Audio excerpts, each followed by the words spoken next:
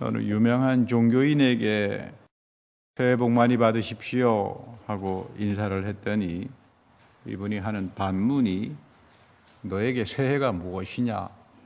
가만히 생각해 보니까 할 말이 없어요. 2019년이나 2020년 숫자는 바뀌었는데 제가 사용하는 말이나 제가 생각하는 것 들여다보면 새로운 것이 거의 없습니다. 그런데 성경은 세상은 해가 바뀐다 그래서 새로움을 주지 못한다고 말합니다. 그래서 우리 해 아래 새로운 것이 없다 그러잖아요. 해 아래. 그 말은 해가 돌아가잖아요. 시간이 생겨나잖아요. 시간 속에는 새로운 것은 존재하지 않는다. 해 아래 새로운 것이 없다. 그러니까 처음부터 기대감을 갖지 마라. 그런데 성경에는 하나님 한 분만이 우리에게 새로움을 주신다 그래요. 그래서 성경을 읽다가 보면 항상 하나님은 새로운 분이십니다. 새로운 분이십니다. 그런 말씀을 하거든요. 그럼 뭐가 새로운 건가? 하나님이 새롭다라고 하는 말씀은 무엇인가? 그 말은 다른 말로 말하면 창조가 새로운 거예요. 오늘 성경 공부 시간에도 말씀드렸습니다만 하나님께서 빛이 있으라 그러면 빛이 생기잖아요. 창조잖아요. 그 창조는 새로움이죠. 하나님이 우리에게 오실 때 새로운 창조를 하신다. 태초에 창조를 했을 뿐만 아니라 하나님은 끊임없이 새로운 분이시라고 하는 건 말씀을 통해서 여러분들에게 오실 때에 여러분들의 삶과 동행할 때에 새로운 창조를 합니다. 그래야 우리가 새로움을 가지고 살 수 있죠. 새해의 참된 의미라고 하는 것은 세상에서는 날짜가 바뀌고 숫자가 바뀌면 새해라 그러지만 성경에서는 하나님과 더불어 동행하면서 주님이 주시는 새로운 창조, 새로운 피조물로 살아가는 것, 이것을 우리는 기독교에서 새로움이라고 말을 합니다. 우리 사도 바울 선생도 그리스도 안에서 너희들은 새로운 피조물이다 말하잖아요. 근데 그것이 과거로 끝나는 것이 아닙니다. 끊임없이 이어집니다. 현재 진행형으로 계속 간다 이 말이에요. 하나님께서 창조를 시작하고 세상 마지막까지 새롭게 창조합니다. 말씀과 성령 안에서 여기에 소망을 걸고 이 말씀에 순종하고 실행에 옮기는 사람들을 우리는 하나님의 복된 자녀라고 말을 하죠. 이런 새로운 창조에서 가장 중요한 것은 속죄입니다. 우리가 흔히 교회를 다니면서 죄를 사해 주셨다, 속죄했다 이런 말을 많이 씁니다만은 이것을 사실은 성경에서는 정확하게 구원이라고 하죠. 근데 우리말 성경에는 다 속량이라고 번역을 해가지고요. 영어에는 redemption, 구원이에요. 속량이라는 말로 번역을 해놓으니까 잘못 오해가 되는 겁니다. 그래서 구원은 죽어서 천당 가는 게 구원이고 속량은 뭐지? 죄 용서받는 거. 이게 아니에요. 구원의 영원한 생명의 시작이 죄사함이다 이 말이에요. 하나님은 우리를 새롭게 창조해 나가실 때 끊임없이 죄사함을 통해서 새롭게 우리를 만들어갑니다. 내가 새로운 존재가 된다 이 말이에요. 그러니까 내가 새로운 존재가 된다고 하는 말은 항상 하나님께서 나를 용서하시고 그 용서를 체험하는 사람들은 믿음을 가지기 시작하고 이 믿음을 통해서 하나님은 여러분들을 의로운 자다. 이거 여러분 굉장한 거죠. 하나님이 나를 의롭게 여겨주신다. 우리는 하나님의 거룩 앞에 서면 다 죽을 수밖에 없어요. 의로운 자들이 아닙니다. 그런데 우리는 하나님 앞에 서지 못합니다. 그런데 하나님이 나를 의롭게 여겨주신다. 이것이 구원입니다. 그러니까 내가 믿습니다 해서 구원받는 게 아니라 하나님이 나를 의롭게 여겨주실 때 죄사함이 올 때 구원의 시작이 되는 건데 그 구원의 새로움의 창조가 항상 일어나는 현장이 예배 시간이에요. 그래서 여러분 이 예배 속에서 안식의 은혜를 체험하고 붙드는 사람들이 가장 복된 사람들입니다. 나는 하나님을 믿으면서 주님이 주시는 신령한 기쁨, 형통함이 왜 나에게 안 오는 걸까? 왜 내 삶 속에 이어지지 않을까? 합당하게 살지 못해서 그렇습니다. 하나님께서 나를 합한 자로 의로운 자로 여겨주셨다면 우리 다윗에게 그러잖아요. 하나님이 너는 내 마음에 합한 자다. 그 말은 뭐냐면 하나님이 이제는 죄를 용서하고 다윗을 의로운 자로 여겨주신 거예요. 그러면 이 은혜에 합당한 삶을 살아야 합니다. 이 은혜에 합당하게 되면 체험하게 됩니다. 하나님의 살아계심을 알게 됩니다. 그래서 우리 예수님께서 가장 사랑한 회개를 삭개오의 회개라고 그러죠. 삭개오는 자기가 한 회개에 합당하게 삽니다. 잘못된 일을 하나님 앞에서 잘못했습니다. 그러면 그 일은 하지 말아야 합니다. 합당하게 살아야 되죠.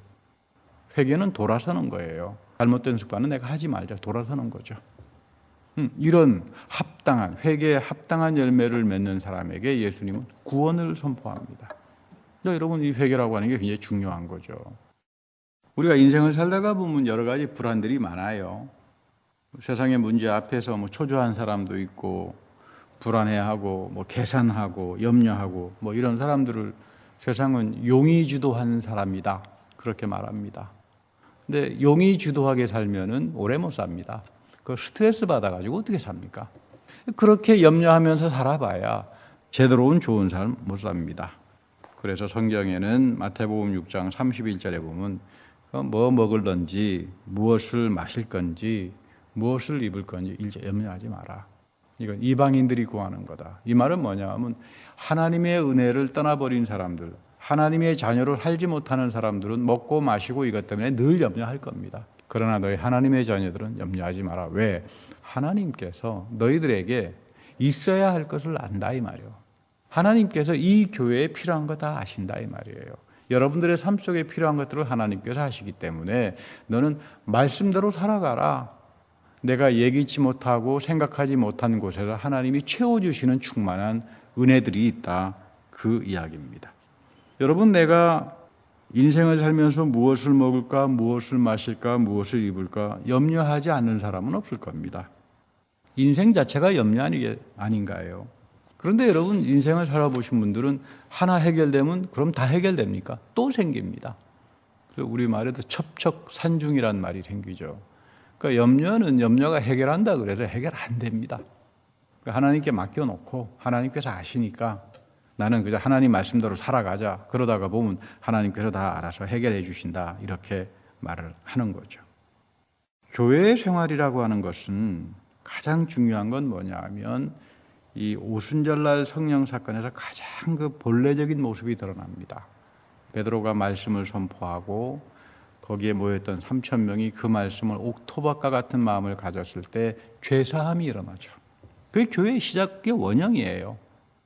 그러니까 교회는 뭐 하는 곳인가? 예배하는 곳이고 죄사함, 이 속죄의 은혜를 체험하는 현장이다. 이걸 하나님께서 가장 사랑해요.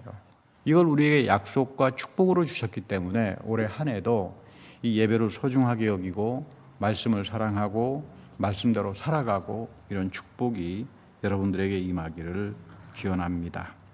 사도 바울은 많은 고난을 당했습니다. 고린도 후서 11장을 보면 내가 수고도 넘치도록 했고 감옥에도 갇혔고 매도 수없이 맞았고 광야의 위험도 있었고 강도들의 위험도 있었고 파산도 했고 여러 가지 고달펐다. 아마 요즘 이렇게 해서 예수 믿으라 그러면 다 도망갈 겁니다. 부끄럽죠? 이런 말씀을 읽을 때마다 참 우리는 편안하게 하나님을 믿는구나. 먹지도 못했고 목말랐고 헐벗었다. 제대로 입지도 못했던 것 같아요.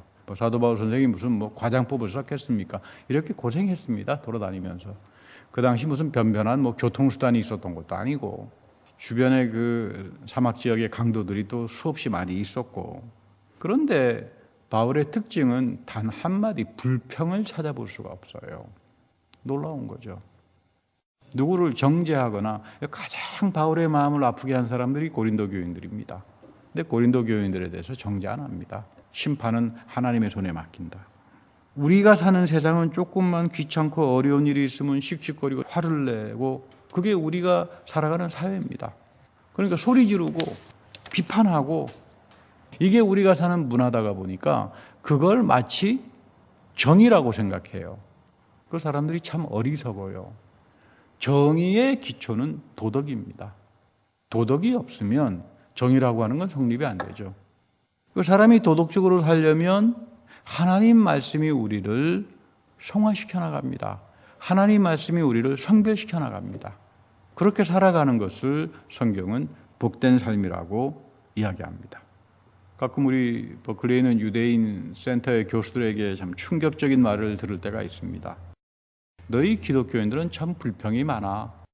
조그만 어려움이 있으면 와임이 주님께서 살아계신다면 이럴 수가 있습니까? 너희들은 좀 이상한 사람들이야. 너희들이 그렇게 존경하는 사도 바울에게는 why me question이 없잖아. 그래서 너희들은 다 욥의 후손들이야. 그런 말합니다. 여러분 욥 알죠? 구약에 욥은 유대인이 아닙니다. 에돔 출신입니다. 너희들은 이방인 출신들이야. 우리에게는 why me가 없다. 유대인들에게는. 그래서 우리가 사도 바울을 존경한다. 그 참 가슴 아프게 들어오는 이야기입니다. 사도 바울에게는 욥과 같은 질문은 존재하지 않는다. 그러니까 믿음이라고 하는 것, 하나님의 은혜를 체험의 세계에 깊게 들어가면 깊게 들어갈수록 모든 것들을 다 넉넉하게 이길 수 있고 내게 능력 주시는 하나님 앞에서 내가 생각했던 기대 이상으로 넘치게 채워주시는 그 하나님을 바라보기 시작하는 것, 이것이 믿어지는 믿음이고 성령이 우리에게 주는 은사로서의 믿음이에요. 이 믿음을 여러분 항상 강구하고 살아야 됩니다. 이 믿음은 내가 갖는 게 아닙니다. 붙들리는 겁니다. 성령에 의해서 붙들려야 돼요. 그래서 내가 순종하고 쫓아가는 겁니다. 그 사도 바울 선생도 그러잖아요. 내가 붙들림을 당했다. 성령에 의해서, 그리스도에 의해서 붙들렸다. 우리가 올해 한 해는 믿음이라고 하는 것도 성경을 통해서 배워야 합니다. 믿음이라고 하는 게 뭐 말씀에 붙들리는 것이고 성령에 붙들리는 것이고 하나님의 은혜에 붙들려 가지고 바울이 붙들렸잖아요. 다메섹에서 부활하신 그리스도에게 붙잡힘을 당하잖아요. 붙들리는 거예요. 우리가 신앙생활하면서 끊임없이 이 붙들림을 사모해야 돼요. 그래야 내 안에 새로운 창조가 시작이 됩니다. 이 시편 기자는 24편 24절에서 하나님을 증거하기를 하나님은 고통받는 자의 아픔을 가볍게 여기지 않으신다. 외면하지도 않고 부르짖는 사람에게 언제나 응답하신다. 마음이 상한 사람들, 여기에는 단순한 마음이 상한 사람들을 말하지 않습니다. 하나님을 믿었던 사람들이에요. 내가 나쁜 짓을 해서 어려운 일을 경험하거나 한다면 그건 어쩔 수 없는 거죠. 그러나 내가 하나님을 믿으면서 하나님을 증거하는데, 여러분들이 하나님 증거하기 위해서 CD 테이프도 보내고 전도도 하고 여러 가지 봉사도 하고 그럴 겁니다. 그런 과정에서 내 마음이 아플 때가 있을 거예요. 내가 오해를 받을 때가 있고 내가 그래서 하나님께 부르짖습니다. 그때 하나님께서는 반드시 그 기도를 들으시고 응답한다. 여기서 말하는 부르짖음을 우리 히브리 말에는 째아카라고 표현합니다. 째아카. 그러니까 누가 부르짖는가? 우리 이사야서 6장에 보면 이사야가 하나님 앞에서 아이고 이거 내가 죽을 수밖에 없구나. 하나님의 거룩의 모습 앞에서 내가 죽을 수밖에 없다. 그래서 부르짖습니다. 주님, 내가 주님 앞에서 죽게 되었습니다. 이 부르짖음이죠. 그러니까 여러분 성경에서 말하는 부르짖음 째아카는 내가 기도하면서 내 안에서 성령에 탄식할 때 내 아픔 때문에 신음하고 주님 앞에서 나에게 연약함을 긍휼히 여겨달라고 할 때 우리가 부르짖습니다. 침묵 안에서도 우리는 부르짖을 수 있는 거고 조그마한 소리로도 우리가 하나님 앞에 부르짖을 수 있어요. 상한 마음의 아픔을 가지고.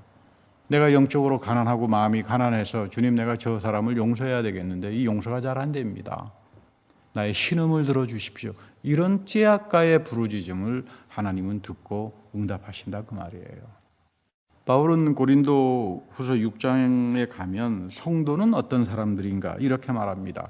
속이는 자 같으나 참된 자들이고 이름이 없이 별 볼 일 없는 사람 같지만 아주 이름을 내는 유명한 사람이고 죽은 자들 같지만 살아있는 시퍼렇게 살아있는 자들이고 고난을 받고 어려운 시간을 경험하지만 절대로 죽임을 당하지 아니하고 세상 일로 인해서 근심을 하는 것 같지만 그 안에는 항상 기쁨이 넘치는 자다. 상당히 중요하죠. 바울은 왜 지금 이런 말을 할까? 왜 성도들을 속이는 자와 같다고 바울은 말을 할까? 그 당시 돌팔이 같은 이단들이 다 넘쳐났습니다. 여러분 바울 시대만 하더라도 무슨 바울이 주도권을 잡고 있지 않았어요. 아주 소수의 무리에 불과했습니다. 당시 초대교회를 보면은 이단들, 돌팔이들이 전부 다 횡행하고 거짓 가르침, 잘못된 가르침, 또 갈라디아 교회도 읽어보면 그 잘못된 다른 복음을 가르치는 자들이 다 들어와 있었잖아요. 그래서 사도 바울을 거짓말쟁이다, 사도 바울을 추종하고 같이 복음 전도 활동을 하는 사람들을 욕하고 공격하고 가난한 자들이고 고난이나 받고 하나님이 버린 자들이다, 이렇게 핍박을 당한 겁니다. 그런데 바울은 거꾸로 말합니다. 하나님께서 모든 것들을 다 해결하신다. 미혹당한 사람들이 교회를 장악하면 복음에 해로움을 주는 사람밖에 없어요. 그러나 반드시 하나님께서 그들을 심판한다. 이게 바울이 하는 이야기입니다. 우리가 전하는 복음, 사도들이 전해준 말씀의 복음, 여기에서부터 떠나지 마라. 다른 복음으로 갈 때 반드시 너희들은 비참한 결말을 맞을 수밖에 없다. 우리가 신앙생활하면서 다른 복음, 믿음도 바른 믿음, 말씀에 근거해서 우리가 믿음을 배워야지 말씀과 약속을 떠나버린 믿음이라고 하는 건 대단히 위험합니다. 사실 우리는 세상이 알아주기 위해서 믿음 생활을 하지는 않습니다. 근데 여러분이나 저나 세상에서 세상이 알아주기 위해서 하나님을 섬기는 건 아닙니다. 하나님이 여러분들을 알아주셔야 돼요. 하나님이 저를 알아주셔야 되죠. 하나님이 나를 의롭게 여겨주시고 믿음을 허락하시고 그 살아계신 은혜의 새로움의 체험을 내 삶 속에서 이 교회 속에서 끊임없이 이어갈 때 그것이 여러분 복된 교회지, 세상에 알아주는 교회가 되겠다, 그런 거는 여러분 교회가 아닙니다. 가장 소중한 건 우리가 하나님의 교회를 섬기면서 세상이 아니라 하나님이 나의 믿음을 의롭게 여겨주시고 하나님의 나라를 상속하는 자로 불러주시고 또 여러분들을 거룩한 성령으로 기름 부어주셔서 우리는 모든 상황 속에서도 올바른 복음을 가지고 세상을 이길 수 있고 하나님의 신령한 복을 이어가며 살 수 있는 자녀들이다. 여러분, 이것이 가장 여러분들이 가져야 되는 소중한 기독교인으로서 믿음을 가진 사람으로서의 정체성이에요. 여러분들에게 기름을 부었고 하나님의 자녀가 됐다면 이제 상속자가 되는 거죠. 여러분, 하나님 나라의 상속자라고 하는 건 오늘 우리가 받고 살아가는 겁니다. 여기서 이 복된 삶을 우리가 살아갑니다. 요즘 한국 사람들이 보니까 세계적으로 한국 사람들이 축구를 참 잘한대요. 제가 그래서 최근에 손흥민 선수 골을 넣는데 보니까 기가 막힌 골을 넣어가지고 인터뷰를 하는데 선수는 몇 시간 일합니까? 그랬더니 어떻게 축구 선수에게 시간을 물어봅니까? 잠을 자든 꿈을 꾸든 생각하든 항상 나에게는 축구와 동행합니다. 여러분, 축구 선수가 이러면은 대단한 실력자가 되죠. 하나님의 상속자로 살아가는 것도 그거예요. 잠을 자든 꿈을 꾸든 사람을 만나든 난 항상 하나님과 동행한다. 하나님 말씀 증거한다. 내가 만난 살아계신 새로운 하나님이 너무 좋으니까 때를 얻으나 못 얻으나 그 하나님 증거하고 살아간다. 이런 사람들에게 성령이 임재하고 이런 사람들에게 성령의 위로하심이 있고 성령의 놀라운 축복이 있는 거죠. 그래서 우리 바울은 로마서 1장 17절에서 매우 중요한 말씀을 하죠. 복음에는 하나님의 의가 나타났다. 우리가 요즘 성경 공부 시간에 복음과 율법을 배우고 있습니다만은 복음이라고 하는 건 뭘까? 하나님의 의로움이 나타난 거다. 이 복음 안에서 하나님의 의로움이 나타났다고 하는 말은 뭐냐면 너희들의 죄를 사해 주신다, 그 말이에요.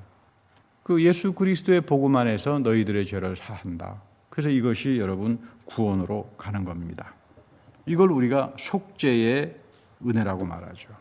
우리 구약의 사람들은 하나님의 의로움을 전가받으려면 짐승을 가지고 가서 자기 대신 번제의 짐승이 타잖아요. 그러면 자기도 미안하니까 내가 죽어야 되는데 내 죄 때문에 짐승이 지금 타 죽으니까 옆에서 같이 무릎 꿇고 하나가 됩니다. 이 짐승하고. 이 짐승과 나도 영적으로 같이 죽어요. 그래서 하나가 된다. At one moment. At one moment이라고 하는 말에서 atonement이라고 하는 영어 속죄란 말이 나오는 겁니다. 내가 죄사함을 받는다라고 하는 것은 나를 위해서 하나님의 어린 양으로 십자가에 달리신 그 그리스도와 함께 죽는 겁니다. 여기서 죄사함이 일어나는 겁니다. 이 죄사함을 체험하는 사람들에게 믿음이 성령을 통해서 주어지는 거죠.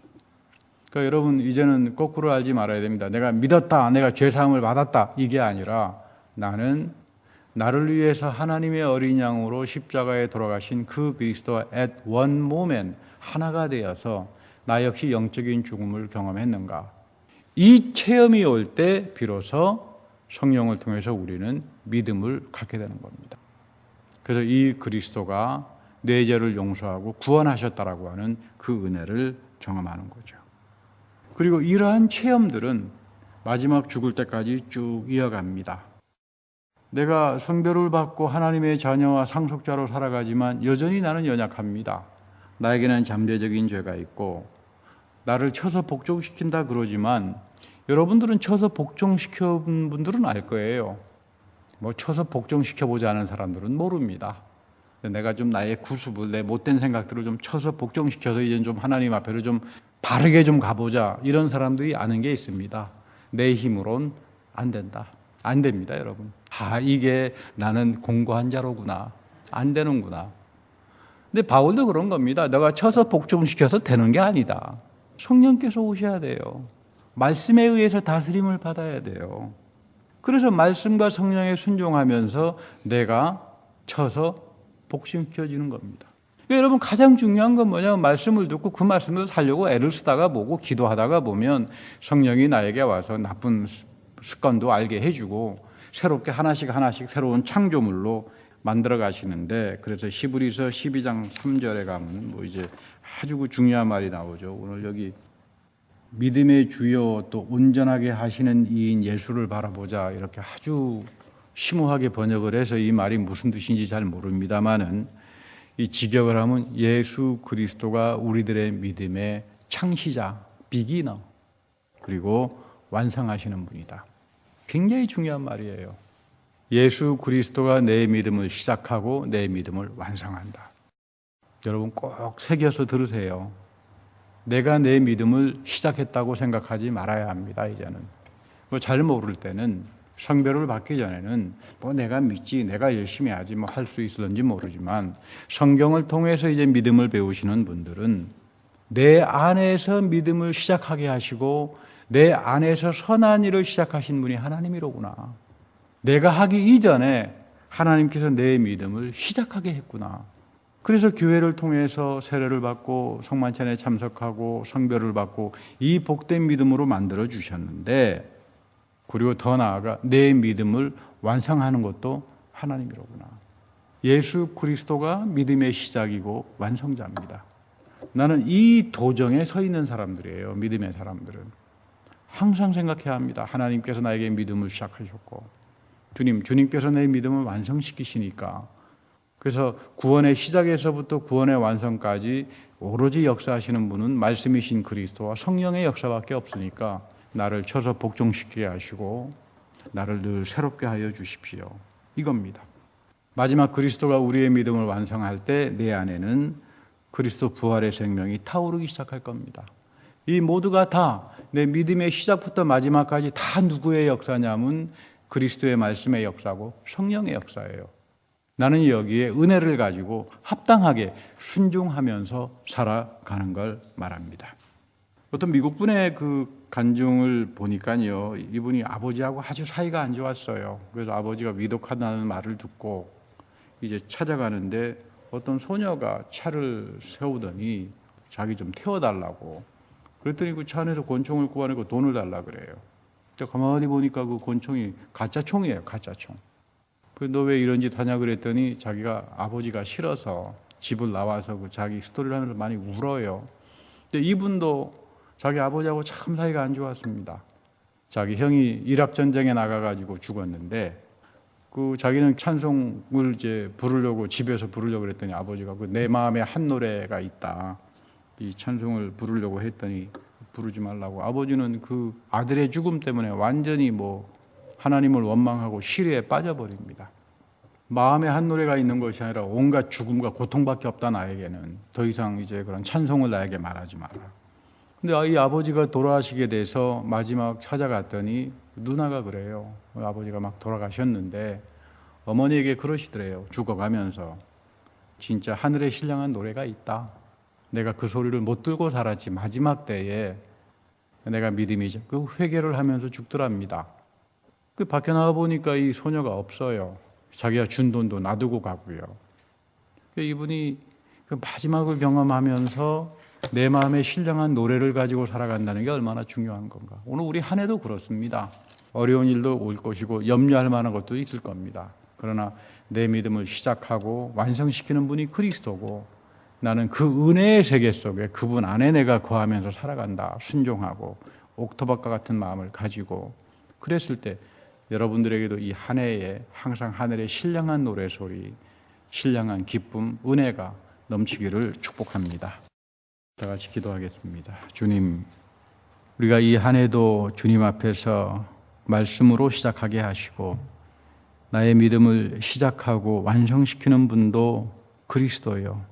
우리가 이 믿음의 순례의 길에 서 있을 때에 늘 주님과 함께 동행하며 옥토박 같은 마음을 가지고 주의 말씀을 실행하면서 하나님의 복된 상속자로서 형통하는 우리 모두가 되게 하여 주옵소서. 우리 구주 예수 그리스도의 이름으로 감사하며 기도드립니다. 아멘.